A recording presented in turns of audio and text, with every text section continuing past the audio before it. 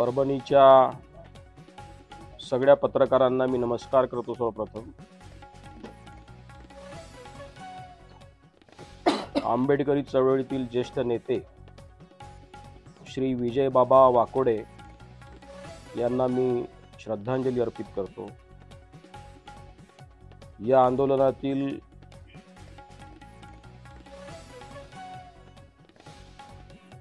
सोमनाथ सूर्यवंशी यांचा जो बळी गेला त्यांच्या प्रती मी संवेदना व्यक्त करतो. ही घटना 10 तारखेला घडली आणि आमच्यापर्यंत येता येता तिला 12 तारीख उजाडली. 12 तारखेला जेव्हा आयोगाच्या हे लक्षात आलं तेव्हा 13 तारखेला मी माननीय जिल्हाधिकारी आणि माननीय पोलीस अधीक्षक यांना एक पत्र पाठवून या सगळ्या घटनेचा अहवाल मागवला. तो अहवाल प्राप्त झाल्यानंतर शनिवार रविवार मध्ये गेल्यामुळं मी 16 तारखेला माझ्या प्रवासाचं नियोजन केलं. 17-18 असा 2 दिवसाचा प्रवास मी केलेला आहे. मी अनेक लोकांच्या सोबत माझ्या भेटी झाल्या. दलित आंदोलनात काम करणाऱ्या विविध राजकीय पक्षाच्या विविध संघटनांच्या प्रतिनिधींशी देखील मी चर्चा केली. व्यापाऱ्यांच्या सोबत देखील त्यांच्या संघटनासोबत देखील माझ्या चर्चा झाल्या. त्यांची निवेदनं देखील मला प्राप्त झाली.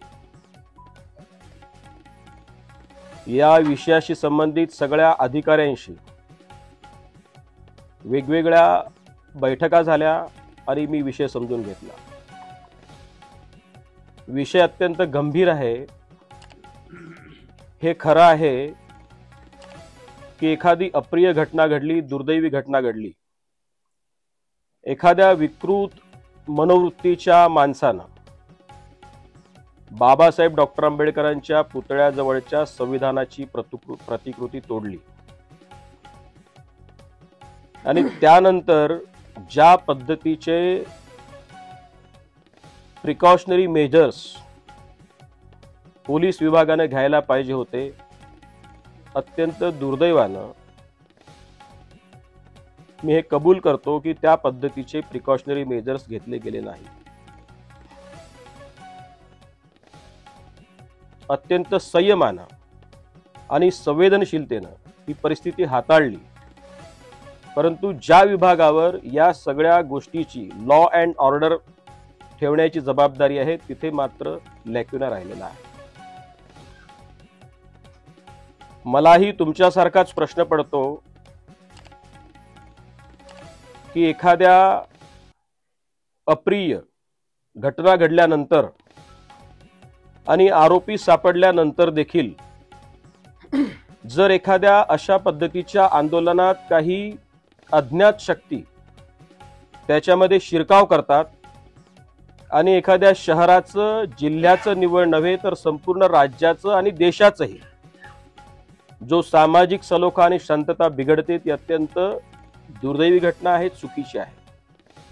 मी आपल्या माध्यमातून आंबेडकरी चळवळीतील कार्यकर्त्यांना सांगू इच्छितो, आवाहन करू इच्छितो की परमपूज्य बाबासाहेब डॉक्टर आंबेडकरांनी महाडच्या चौदार तळ्याचं आंदोलन केलं. आपल्या सगळ्यांना सर्वविदित असेल की या आंदोलनामध्ये सगळ्या पद्धतीच्या शक्यता असताना देखील परमपूज्य बाबासाहेब डॉक्टर आंबेडकरांनी लाठ्या काठ्या खाल्ल्या, परंतु त्याच्या प्रतिकार करणारी शक्ती उभी केली नाही. कारण ते आंदोलन होतं. आंदोलन निवड पिण्याच्या पाण्याचं नव्हतं. आणि एक गोष्ट आपल्या सहित अनेक इतिहासकारांना देखील कदाचित माहिती नसेल की महाडच्या चौदार तळ्याचं आंदोलन न्यायालयामध्ये जवळपास सलग 10 वर्ष चाललं. एका सेवानिवृत्त अधिकाऱ्याच्या जेव्हा ते लक्षात आलं तेव्हा त्यांनी त्याचे सगळे पुरावे गोळा केले आणि 10 वर्ष हे जे आंदोलन चाललं, 10 वर्षानंतर न्यायालयाने निकाल दिला. तात्पर्य एवढंच आहे की परमपूज्य बाबासाहेब डॉक्टर आंबेडकरांना कधीही आंदोलनातली हिंसा मान्य नव्हती. संविधान आणि कायदा या गोष्टींवर बाबासाहेबांचा विश्वास होता. आणि त्यामुळं आमच्याही संशोधनाचा विषय आहे. प्रशासनाला मी विशेषत्वाने विनंती करेन की या अशा पद्धतीच्या आंदोलनामध्ये कोणत्या शक्ती होत्या की ज्यामुळे हे आवश्यकता नसलेलं आंदोलन चिघळलं, किंवा तपासण्यासाठी प्रशासनानं पुढाकार घ्यावा. त्याचप्रमाणे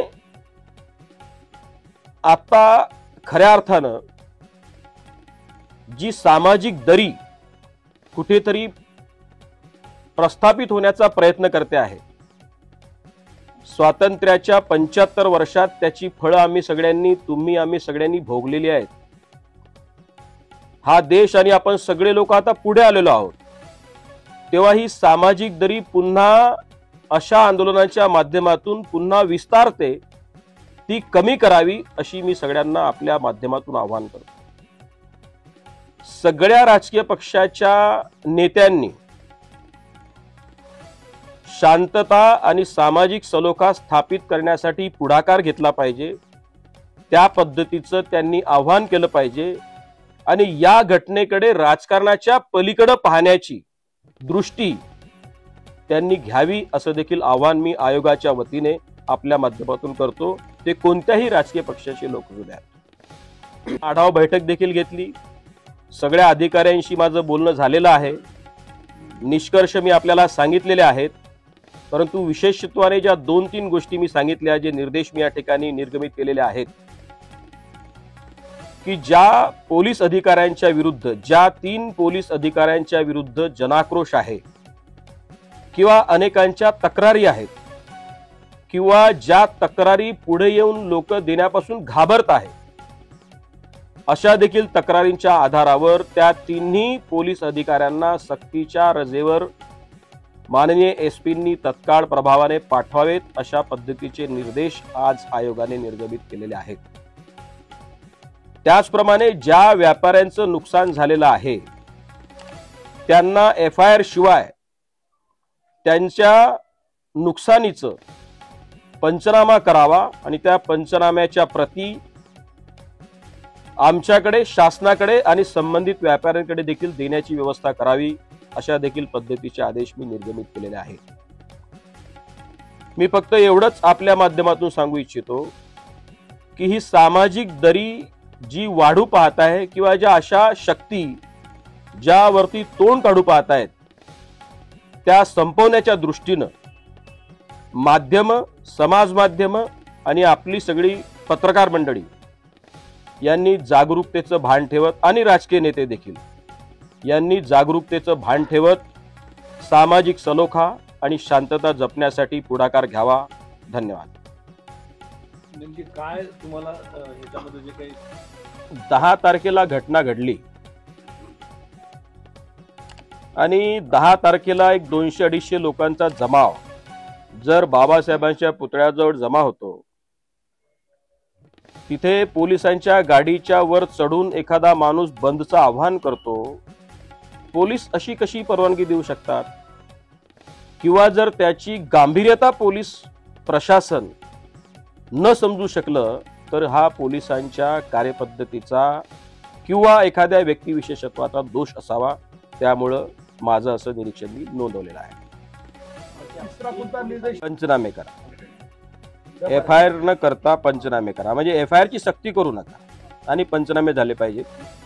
आणि तिसरं असं, हा निर्देश नाही, हे आव्हान आहे की सामाजिक सलोखा आणि शांतता पाळण्याच्या दृष्टीने सगळ्या राजकीय पक्षाच्या धोरणांसह प्रशासनाने देखील पुढाकार घेऊन त्या पद्धतीची ही सामाजिक दरी काम करण्यासाठी सगळ्यांनी सर्वकष काम करावं अशी मी विनंती केली. त्या 3 पोलीस अधिकाऱ्यांचे नाव माननीय SP आपल्याला सांगितले. अधिकारी आहेत, कोणीतरी मरे एक आहेत आणि आणखी कोणीतरी तोरबांड काय गोरबंड सांगितलं, अशोक गोरबंड, तुरनार, या 3 अधिकाऱ्यांच्या संदर्भाने मी सांगितलं चौकशी अहवाल जेव्हा केव्हा येईल तो येईल. मी सांगितलं ना, हे लक्षात घ्या, तुमच्या भावना मी समजू शकतो. जोपर्यंत दोन्ही बाजू नैसर्गिक न्यायतत्वाच्या पुढे येणार नाही तोपर्यंत निर्णय घेणार नाही प्रशासन. पण आत्ता या प्रायमा फॅसी जे काही दिसते आहे तुमच्या म्हणण्याप्रमाणे त्या आदेशावर चौकशीवर प्रभाव पडू नये म्हणून या अधिकाऱ्यांना सक्तीच्या रजेवर पाठवण्याचे निर्देश दिलेले आहेत. आता ही जे आहे आपल्याला सामाजिक सलोखा शांतता जपण्याच्या दृष्टीनं खूप काम करण्याची गरज आहे. मी सांगितलं की स्वातंत्र्यानंतर एवढे वर्ष लागले आपल्याला जवळ यायला, पुन्हा तेच जर करत बसलो. आता मी आयोग म्हणून माननीय अमितभाई शहा यांच्या कोणत्याही वक्तव्यावर, कारण मला त्याची कल्पना आहे त्यामुळे मी बोलू शकणार नाही. कशी एक प्रक्रिया आहे, त्यामुळं आज हे काही निष्कर्षाप्रत आपण पोचलेलो नाही. यात खूप काही घटना घडणार आहेत. कदाचित SIT बसेल, कदाचित CID चौकशी होईल, सरकार त्या पद्धतीचा निर्णय योग्य वेळेला घोषित करेल, तो माझा अधिकार नाही आहे. त्यामध्ये जे काही निष्पन्न होईल ते होईल. तेव्हा हे प्रकरण इथं थांबलं असा कोणी गैरसमज करून घेऊ.